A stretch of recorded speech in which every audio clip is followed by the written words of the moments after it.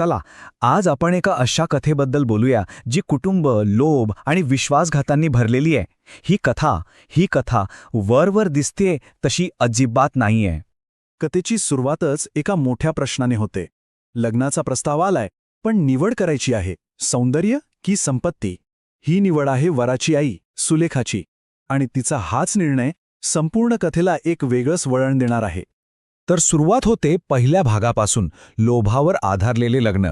म्हणजे हे लग्न कमी आणि एक फायद्याचा सौदा जास्त होता. सुरुवातीपासूनच हे अगदी स्पष्ट होतं की इथे भावनांना काहीच किंमत नव्हती. सगळा खेळ होता फक्त पैशाचा.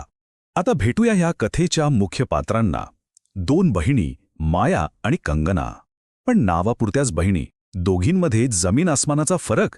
एकीकडे माया, सावळी पण कोट्यावधींची वारसदार, आणि दुसरीकडे तिची धाकटी बहीण कंगना, दिसायला खूप सुंदर पण तिच्या नावावर काहीच नाही. आणि याच फरकावर संपूर्ण कथेचा डोलारा उभा आहे. आणि मग समोर येतो सुलेखाचा खरा हेतू, अगदी स्पष्टपणे. ती तिच्या मुलाला रवीशला काय म्हणते बघा, जर तू त्या काळ्या मुलीशी लग्न केलंस तर तू आयुष्यभर काम न करता बसून खाऊ शकतोस. बस, या एका वाक्यात सगळं काही आलं. तिला माया कशी आहे, काय आहे याच्याशी काहीच घेणं देणं नाहीये. नजर आहे फक्त तिच्या पैशांवर. आता यात एक ट्विस्ट आहे. रवीशला खरं तर सुंदर कंगना आवडत असते, पण आईच्या हट्टापुढे, तिच्या लालसेपुढे त्याचं काहीच चालत नाही.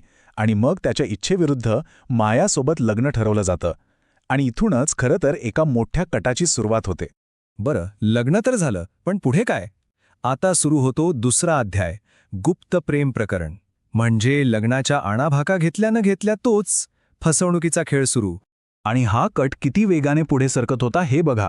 लग्नाच्याच दिवशी रवीश कंगनाला वचन देतो की तो तिला आपली बायको बनवेल. दुसऱ्याच दिवशी कंगना मायाच्या घरी राहायला येते. एका आठवड्यातच रवीश मायाला कामाचं खोटं सांगून कंगनासोबत सिनेमाला जातो. आणि अवघ्या एका महिन्यात माया त्या दोघांना गच्चीवर एकांतात बघते.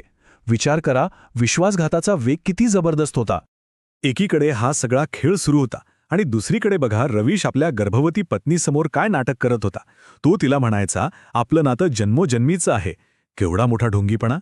आणि मग पडद्यामागचा खरा चेहरा समोर येतो. आपल्या मित्राजवळ तो काय कबूल करतो पहा, एकदा का मला तिची प्रॉपर्टी मिळाली की कंगना माझी बायको असेल. म्हणजे बघा, एकाच वेळी 2 चेहरे घेऊन वावरत होता तो. आतापर्यंत सगळं काही रवीश आणि कंगनाच्या मनासारखं घडत होतं. पण आता कथेत येतो एक ट्विस्ट. तिसरा भाग, एक इशारा आणि एक योजना. आणि इथेच सगळा खेळ पालटणार आहे. हा ट्विस्ट आणतो रवीशचाच मित्र राम. मित्राचा हा सगळा काळा कारभार त्याला पाहवत नाही, आणि तो एक मोठं धाडसाचं पाऊल उचलतो. तो मायाला या सगळ्या धोक्याबद्दल सावध करतो, आणि इथून कथेला एक कलाटणी मिळते.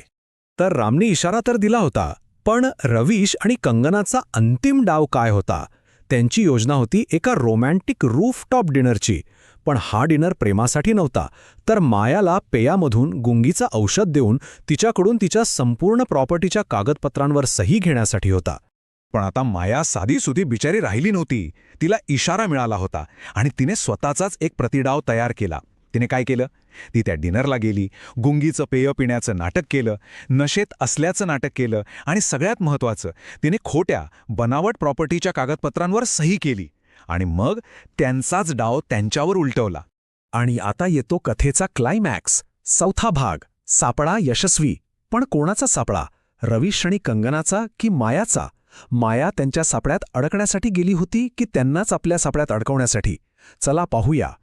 मायाने जशी त्या कागदपत्रांवर सही केली तसा रवीश आणि कंगनाचा आनंद गगनात मावेनासा झाला. त्यांना वाटलं, बस जिंकलो आपण, सगळी प्रॉपर्टी आता आपली झाली. ते अक्षरशः आपला विजय साजरा करू लागले. पण त्यांचा हा आनंद फार काळ टिकला नाही, कारण त्याच क्षणी माया, जी नशेत असायला पाहिजे होती, ती ताठ उभी राहिली आणि तिने बॉम्ब टाकला. ती म्हणाली, काय वाटलं तुम्हाला, मी तुमच्या या खेळात फसेन? मला तुमच्या या कटाबद्दल आधीच कल्पना दिली होती. विचार करा त्या दोघांच्या चेहऱ्यावरचे भाव काय असतील. खेळ खल्लास. मायाने सगळं काही उघड केलं. तिने ज्या कागदांवर सही केली होती ती बनावट होती. त्यांचा संपूर्ण कट उघडीस आला होता. आणि हो, पोलीसही दारात हजर होते. चला आता वळूया कथेच्या शेवटच्या भागाकडे. भाग 5वा, न्याय आणि एक नवीन सुरुवात, कारण प्रत्येक कथेचा शेवट असतो आणि इथे प्रत्येकाला त्याच्या कर्माचं फळ मिळालं.